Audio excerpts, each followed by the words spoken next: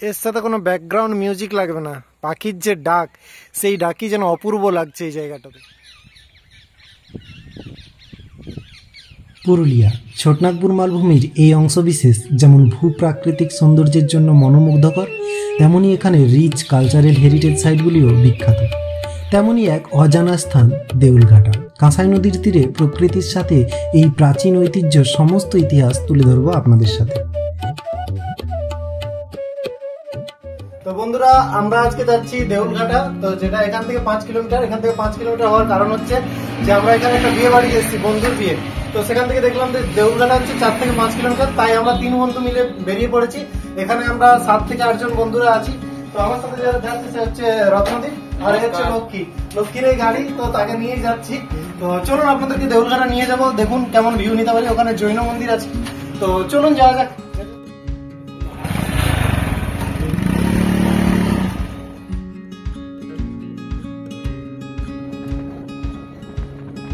শুরুতেই আসুন এর লোকেশনটা জেনে নিন। পুরুলিয়া শহর থেকে রাঁচি রোড ধরে জয়পুর পেরিয়ে প্রায় 30 কিলোমিটারের পথ। আরসা থানার অন্তর্গত বরাম গ্রামের কাছে কাঁসাই নদীর তীরে পেয়ে যাবেন এই ঐতিহ্যবাহী স্থানটি। আবার এই পথ ধরেই আরও 30 কিলোমিটার গেলেই আপনারা অযোধ্যা পাহাড়েও পৌঁছে যাবেন। তাই পুরুলিয়া ভ্রমণে অযোধ্যা পাহাড়ে এসে যারা একটু অফবিট নিরিবিলি প্রকৃতির ছোঁয়ার সাথে প্রাচীন ঐতিহ্য পেতে চান, এই জায়গাটি দেখে যেতেই পারেন। জয়পুর পেরিয়ে লোকেশন ধরে আঁকাবাঁকা গ্রাম্য রাস্তার মধ্য দিয়ে মিনিট 20 পার হয়ে আমরা পৌঁছালাম দেউলঘাটা।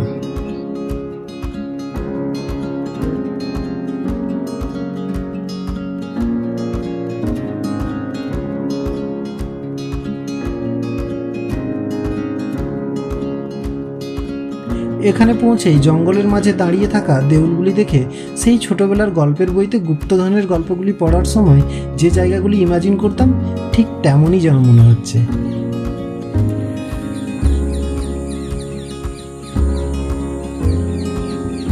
আসুন এর ইতিহাস সম্বন্ধে জেনে নিই। এই মন্দিরগুলি সম্বন্ধে জানতে গেলে আমাদের চলে যেতে হবে খ্রিস্টপূর্ব 6ষ্ঠ শতাব্দীতে, যখন জৈনদের শেষ তীর্থঙ্কর মহাবীর এই পুরুলিয়া দিয়ে গেছিলেন। জৈনদের ধর্মগ্রন্থ কল্পসূত্রে তা বর্ণিত আছে, এবং সেই সময়কাল থেকেই রাঢ় অঞ্চলের অধিকাংশ মানুষের জৈন ধর্মের প্রতি শ্রদ্ধা বেড়ে যায়, এবং পুরুলিয়ার বিভিন্ন স্থানে তার ফলস্বরূপ বিভিন্ন জৈন মন্দির গঠিত হয়েছে, যেমন পাকবিড়রা, তেলকুপি, দেউলঘাটা এখনও তার নিদর্শন বয়ে নিয়ে চলেছে। 1864-65 খ্রিস্টাব্দে ছোটনাগপুরের কমিশনার ইটি ডাল্টন এই জায়গা ভ্রমণ করেন এবং তার notes on a tour in মানভূমতে এই স্থান সম্বন্ধে তুলে ধরেন। তিনি তখন সেখানে 3টি বড় জৈন মন্দির বা দেউল পান, যার একটি 2002 সালে ধ্বংসপ্রাপ্ত হয়। বলা হয়ে থাকে মোট 15টি ছোট বড় মন্দির এখানে ছিল, সময়ের সাথে সাথে ধ্বংসপ্রাপ্ত হয়ে যার 2টি এখনও দাঁড়িয়ে আছে। এই মন্দিরগুলির ভূমিটি হচ্ছে 26 ফুট স্কোয়ার জায়গা নিয়ে, এবং এর উচ্চতাগুলি হচ্ছে মোটামুটি গড়ে 60 ফুট। এই মন্দিরগুলি পাল ও সেন বংশের আর্কিটেকচারের এক নিদর্শন স্বরূপ। এই মন্দিরগুলি ছাড়াও বর্তমানে এখানে বেশ কিছু আধুনিক মন্দিরও নির্মিত হয়েছে, আমরা পরে সেগুলিও দেখব। পরবর্তী সময়ে হিন্দু ধর্মের শিবের মূর্তি এখানে স্থাপিত করা হয় এবং পূজা অর্চনা করা হয়, যার শিবলিঙ্গ প্রতিটি মন্দিরের ভিতরে আপনারা দেখতে পাবেন, যেগুলিতে পূর্বে জৈন মূর্তি স্থাপিত ছিল। বন্ধুরা দেখতে পাচ্ছেন আমরা এখন দেউলঘাটা মন্দিরের সামনে চলে এসেছি। তো এখানে এসে দেখতে পাচ্ছি দুদিকে দুটো বড় বড় জৈন মন্দির বা দেউল দাঁড়িয়ে রয়েছে, আর এই দিকে আরেকটা দেউল দাঁড়িয়ে রয়েছে। এই দুটো দেউলকে নিয়েই বর্তমানে এই দেউলঘাটা প্লেসটি রয়েছে। তো যেটা আমি লোকেশনটা বলবো, এটা আপনারা আসতে পারেন পুরুলিয়া থেকে 34 কিলোমিটার, তো আরসা থানার অন্তর্গত পড়ছে। আর এই যে রোডটা দিয়ে আসছি, এই রোডটা দিয়ে ডাইরেক্ট অযোধ্যা হিলের দিকেও যাওয়া যায়। তো আপনারা যারা অযোধ্যা হিলের জন্য, অযোধ্যা পাহাড়ের জন্য আসেন, তারা এই সুন্দর একটা অ্যানসিয়েন্ট প্লেস এখানে ভ্রমণ করে যেতেই পারেন। তো আমার তো খুবই একটা বেশ প্রাচীন বেশ ফিল হচ্ছে। চলুন আপনাদেরকেও দেখাতে থাকি, আপনারা কেমন এনজয় করছেন আমাকে অবশ্যই জানাবেন। তো চলুন দেখতে থাকুন দেউলঘাটা মন্দির। বিকেলবেলা এই জায়গার পাখির ডাক, প্রাচীন মন্দিরের ঐতিহ্য ও নিরিবিলি জঙ্গলে নদীর তীরে মনোরম শান্ত গ্রাম্য পরিবেশ যেন মনের মধ্যে এক অসাধারণ প্রশান্তি নিয়ে আসছে।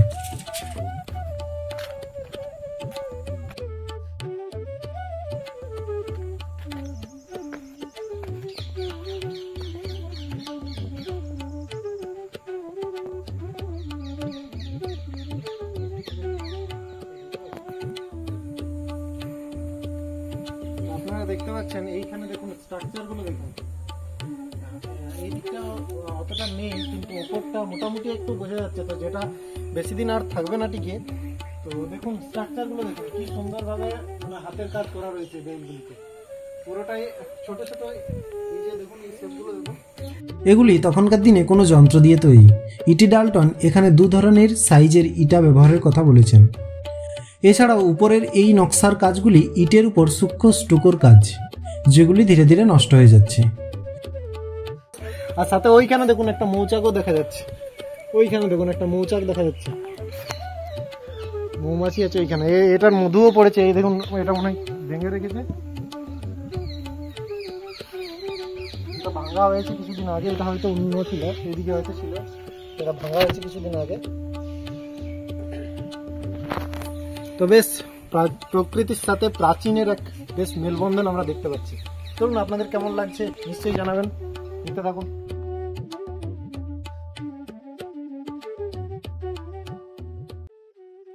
এই মন্দিরের সদর দরজাটি ত্রিভুজাকৃতি শেপের, এবং ভিতরে ঢুকলেই এর যে ইনার শেপটি রয়েছে এই দেখুন সেটি পিরামিডের শেপের মতো।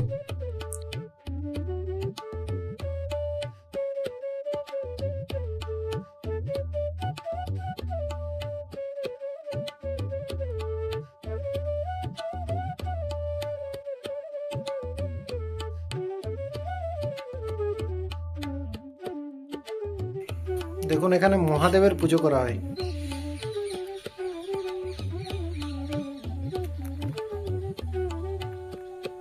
যদিও এই জায়গাগুলির এখন একদমই সংরক্ষণ হচ্ছে না, যার জন্য এইগুলো আস্তে আস্তে আরও ধ্বংস হয়ে যাচ্ছে। তো সকলের কাছে অনুরোধ, এইগুলোকে আর্কিওলজিক্যাল সার্ভে অফ ডিপার্টমেন্টকে সবাই জানান এগুলোকে সংরক্ষণ করার জন্য। আর সবাই দেখতে আসুন, দেখতে আসলেই এই জায়গাগুলো আরও উন্নত হবে এবং এই জায়গাগুলি যে সম্বন্ধে মানুষ জানবে। দেখুন কি সুন্দর স্ট্রাকচারগুলো দেখুন, চারদিকটা জঙ্গল, জরাজীর্ণ একদম জঙ্গলের মাঝে এই দেউলগুলি এখনো সেই কয়েক শতাব্দী ধরে দাঁড়িয়ে রয়েছে। ওই দেখুন একটা মৌচাক দেখা যাচ্ছে, ওই দেখুন দেখুন এইটাই মৌচাক। দেখুন একটা, দুটা, তিনটা, চারটা, পাঁচটা কি ছটা রয়েছে। এই একটা কাজেই মৌচাক রয়েছে। এই যে এই কাজগুলো দেখছেন, এইগুলো হলো সূক্ষ্ম স্টুকোর কাজ।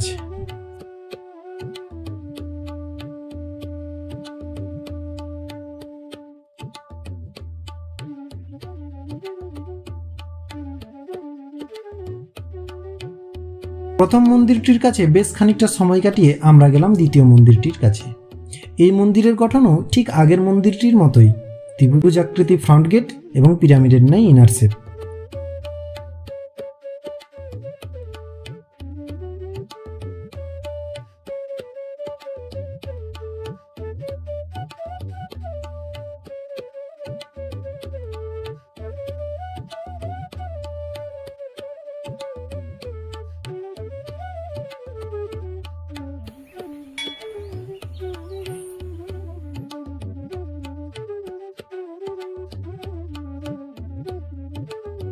এইখানটাতে বেশ একটা নিস্তব্ধতা, একটা শান্ত পরিবেশ রয়েছে। আমি যখনই এই ঘন্টাটা বাজালাম তখন আপনারা এখনো শুনতে পাচ্ছেন।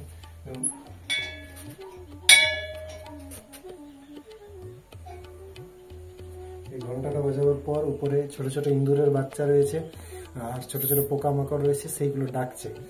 আর সাথে এই যে দেখুন এত বড় একটা টিলা রয়েছে। তো এই টিলাতে কি আছে না আছে আমরা জানি না, সে সাপও থাকতে পারে, অন্য কিছুও থাকতে পারে। এত বড় একটা টিলা রয়েছে দেখুন।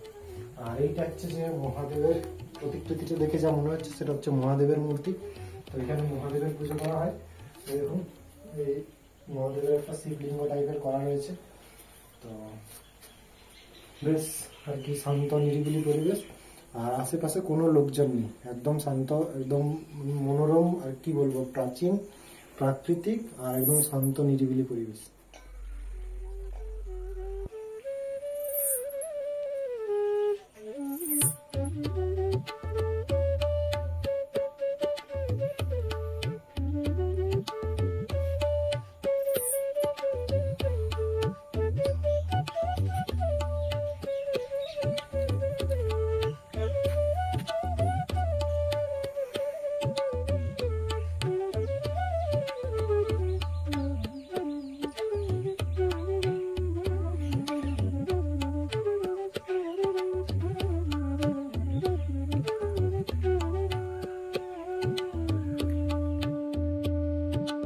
সূর্যাস্তের সময়ের তলে সূর্যের আভা পড়ে এই ইটের রঙগুলি দেখুন একেবারে লালে লাল হয়ে এক আলাদাই শোভা এনে দিয়েছে।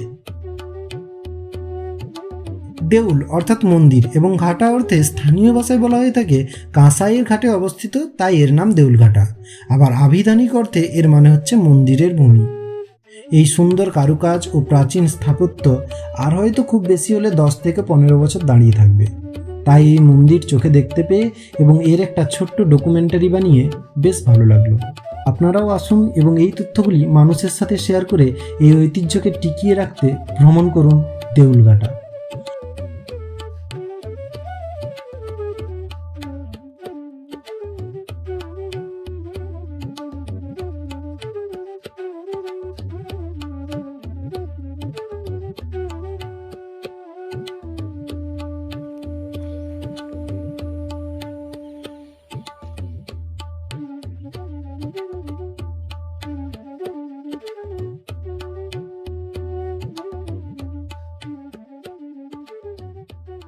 আসুন এর ঠিক পাশেই গড়ে ওঠা আধুনিক মন্দিরগুলি ও কাঁসাই নদী কতটা গেলে আপনারা পাবেন তা দেখে আসি।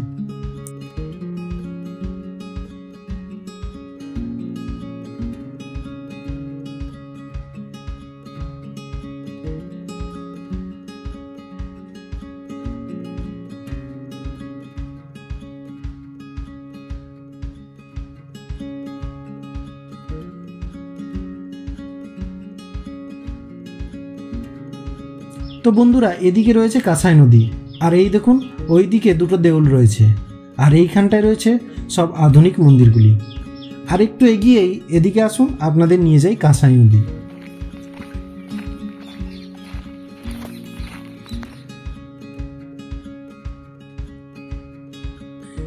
আমরা গ্রীষ্মের সময় যাওয়ায় কাঁসাই নদীতে তখন খুব একটা জল নেই, তবুও এখানটায় বসে সময় কাটাতে বেশ ভালো লাগছে। এখানে আপনারা পিকনিকের জন্য আসতে পারেন, তবে হ্যাঁ, এখানে থাকার জায়গা নেই, আপনাদের সাইট সিন করতেই এখানে আসতে হবে এবং এই রাস্তা ধরেই অযোধ্যা পাহাড়েও পৌঁছাতে পারবেন।